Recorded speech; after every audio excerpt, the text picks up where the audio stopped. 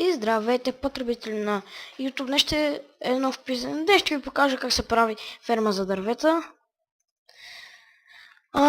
Само искам да ви покажа текстур пак за небето. Виждате какво е яко. Слънцето е ето там. Мисля, не знам. Не е много яко. Така. Взимаме си брадвичка. И доста бонмил. Само един момент.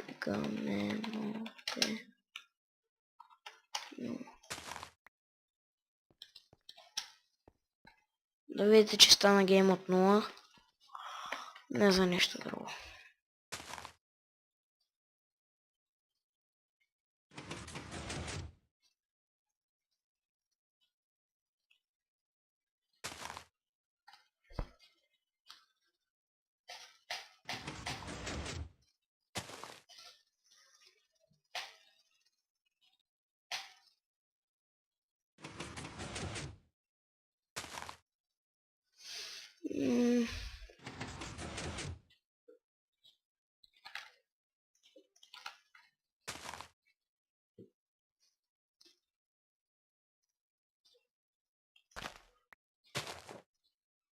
Някои не искат да растат. Не знам що. От много бонмил им трябва.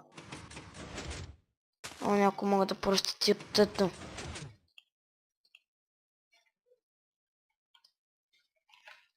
Мишката ми заби за момент.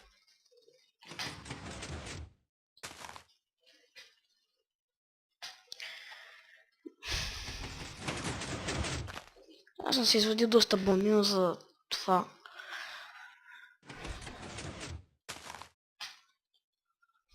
После ще ви покажа как да се направите. Много е просто.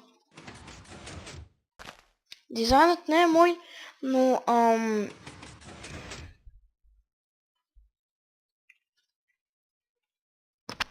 айде де, пак ми заби мишката. Бърва ми си мишката.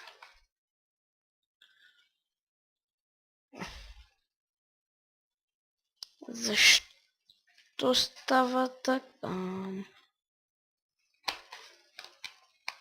Един момент само. Добре, оправи се. Така малко фейл, но...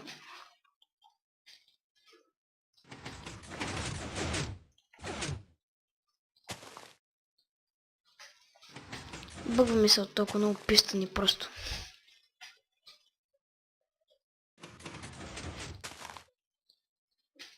Още малко до 40 да стигне дойността на 40 и стига толкова.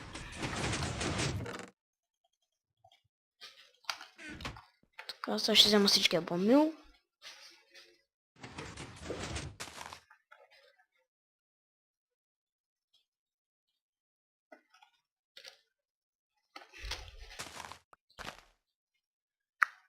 Няма да порасте.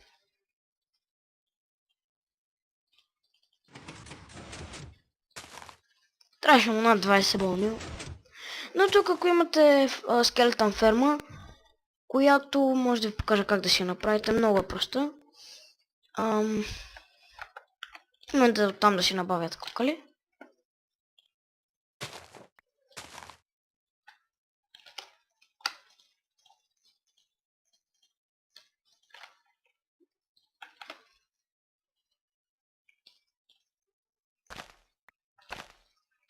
Трябва мило да ми останат и да трябва да ги гробвам един час просто.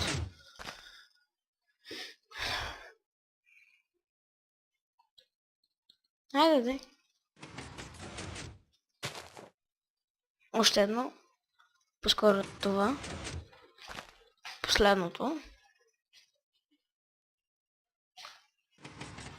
И така. Ключите винаги си имаме този бог в мене си. И ето това виждаме тук, една стена е издадена. И си вземаме дърво.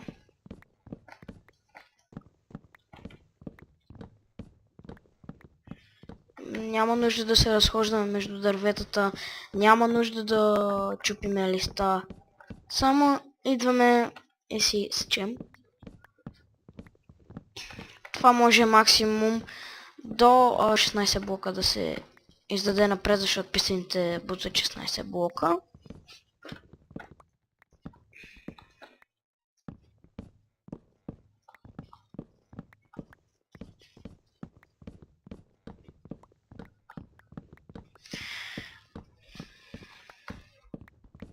Вземе си го. Тук може да има листа. И виждате стаки 29 за 0 време. Това е много просто. Стаки половина за 0 време, за 5 минутки. Сега... доста тук тези неща в честа. И също доста ще съберете, ако трябва да си правите къща. Само да го преработя, за да ви покажа. Вижте колко много дърво за толкова малко време. Така, сега Game Mode 1. Значи, тук може да има... т.е. със сигурност ще имате листа, но това няма да ви прецака системата. Така. Аз ще ги махна, за да мога да ви покажа. А сега ще го направя, ще го построя. Да. Обаче виждате, че на мен тук ми се... Опа. Що особено написано?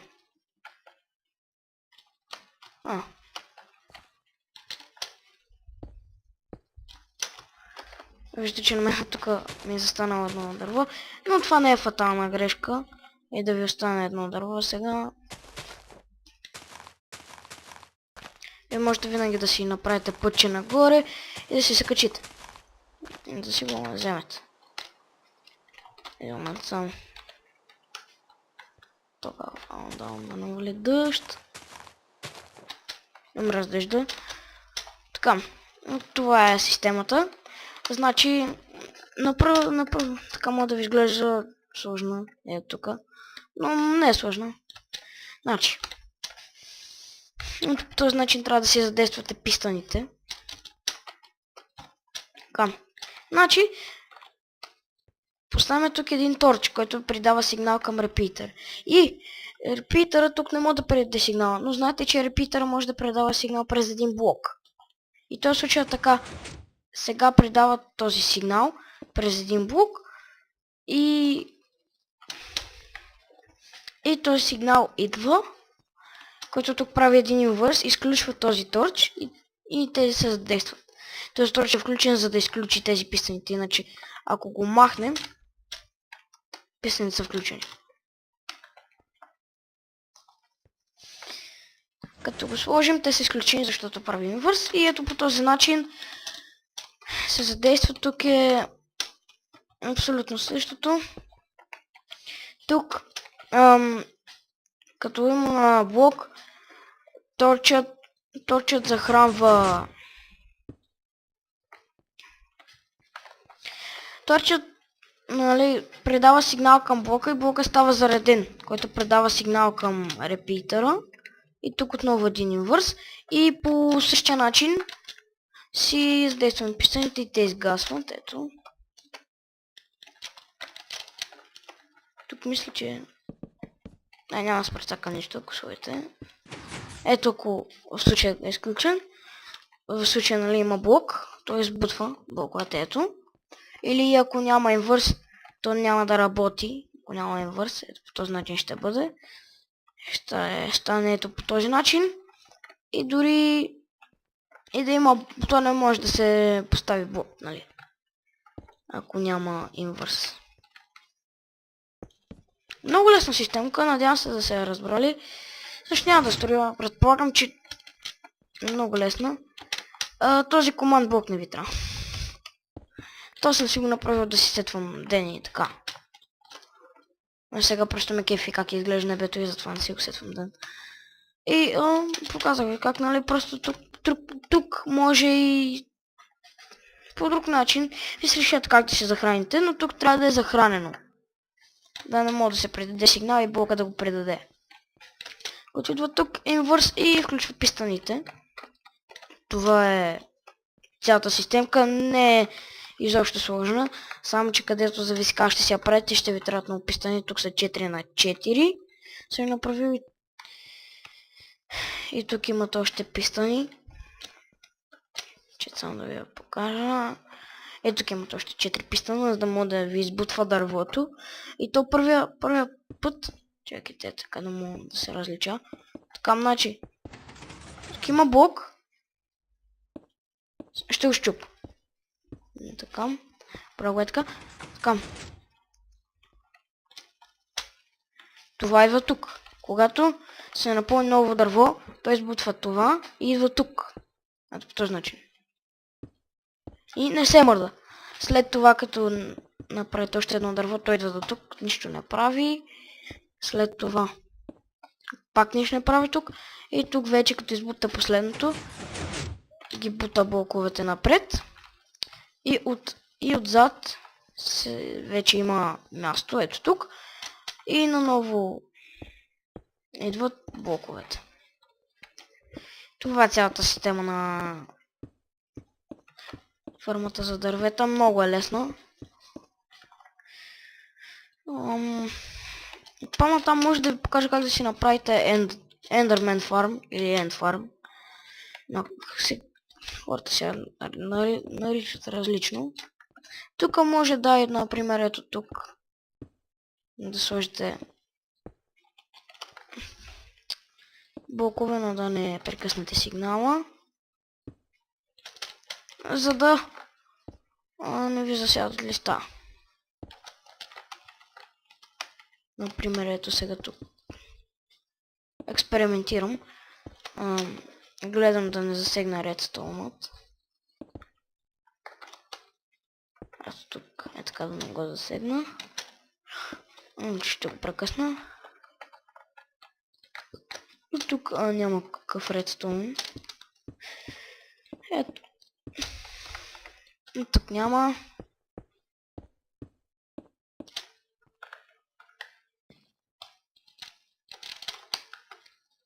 Ето и тук може. И сега, ако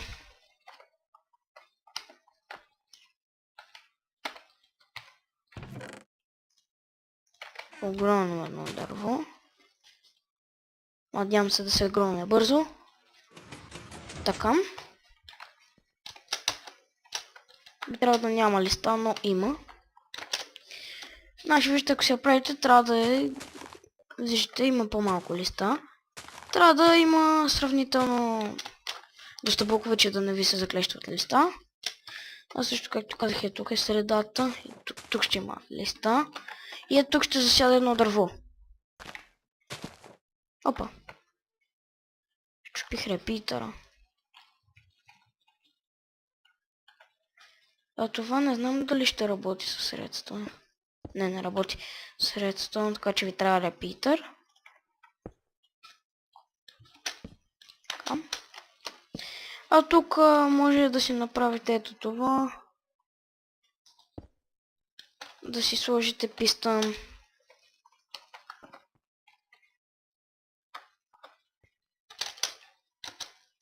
Да сложите тук блок. Ето торч.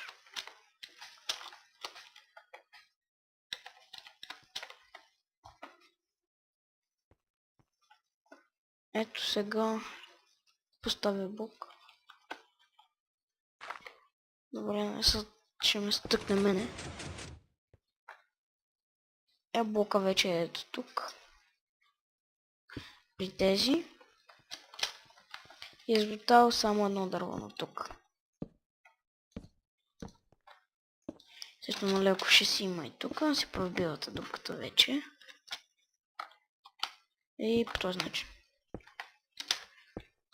Може би ще сложа надпис тук вече, ако искате да не го гледате, защото безполезно.